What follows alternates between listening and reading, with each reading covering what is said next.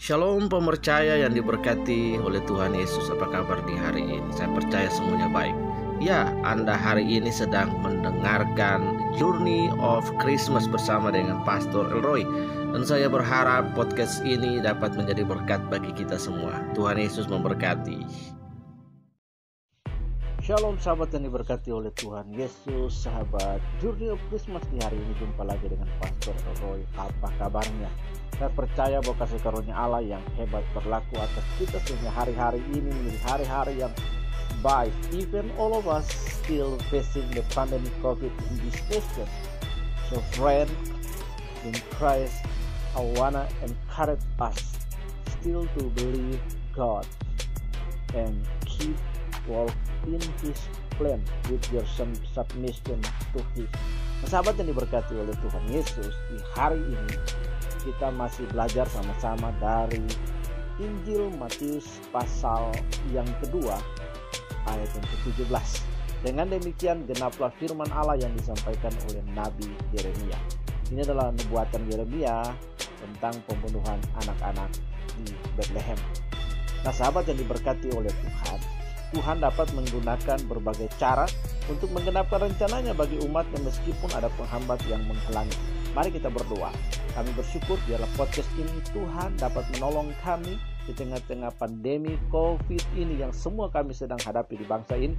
Namun kami juga sedang bersiap-siap untuk masuk dalam puncak perayaan Natal pada tanggal 25 dan kami sedang ada di Minggu Adventus yang ketiga ini. Berikan bagi kami pengharapan Tuhan untuk terus percaya kepada Engkau, damai sejahtera untuk percaya kepada janji dan rencanamu dalam hidup kami. Berkati firman ini biar kami mendapatkan kebenaran praktis firman yang kami baca ini. Haleluya. Amin. Nah sahabat yang dikasihi oleh Tuhan Yesus, orang Majus dan Yusuf adalah bagian dari rencana Tuhan untuk menyambut kelahiran Yesus. Oleh karena itu, Tuhan melindungi mereka sedemikian rupa sehingga mereka terhindar dari pembunuhan. Pertama, orang Majus mengalami pertolongan Tuhan karena mereka mempercayai peringatan Tuhan agar tidak melewati Yerusalem. Kita dapat melihat pada ayat yang ke-12, dan karena diperingatkan dalam mimpi supaya jangan kembali kepada Herodes, maka pulanglah mereka ke negerinya melalui jalan yang lain. Sahabat yang diberkati oleh Tuhan, sebelumnya Herodes telah meminta agar orang Majus kembali ke Yerusalem untuk memberitahu lokasi Yesus dilahirkan supaya ia juga menyembah Yesus. Pada ayat yang ke-8 di situ dikatakan bahwa kemudian ia menyuruh mereka ke Bethlehem. Katanya, pergi dan selidiki dengan saksama hal-hal mengenai anak itu, dan segera jika kamu menemukan dia, kabarkanlah kepadaku supaya aku pun datang menyembah dia. Namun tujuan Herodes sebenarnya ialah ingin membunuh Yesus. Niat Herodes membunuh Yesus tak tersampaikan sehingga ia mengambil sikap pukul rata, yakni membunuh semua anak-anak berusia 2 tahun ke bawah di Bethlehem. Pembunuhan itu dilakukan Herodes tanpa peri kemanusiaan sebagai upaya melenyapkan saingannya. Kedua, keluarga Yusuf terhindar dari pembunuhan Herodes karena mereka telah pindah ke Mesir sebelum pembunuhan di Bethlehem terjadi. Mesir dipilih sebagai tempat tujuan karena kekuasaan Herodes tidak berpengaruh di sana.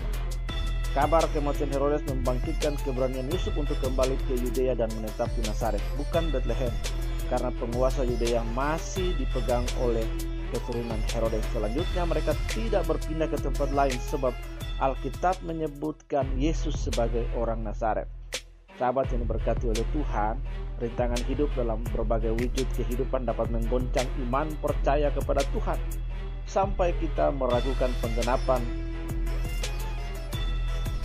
rencana Tuhan bagi pribadi umat Tuhan dan gerejanya. Firman Tuhan ini mengingatkan kita bahwa Tuhan tak pernah gagal dalam mewujudkan rencananya bagi kehidupan umatnya. Ia adalah Tuhan yang berdaulat dan pengatur sejarah hidup semua manusia bagi penggenapan firman-Nya. Yang kita harus lakukan adalah kita akan tetap ingat bahwa mempercayai rencana Tuhan adalah yang terbaik bagi hidup kita.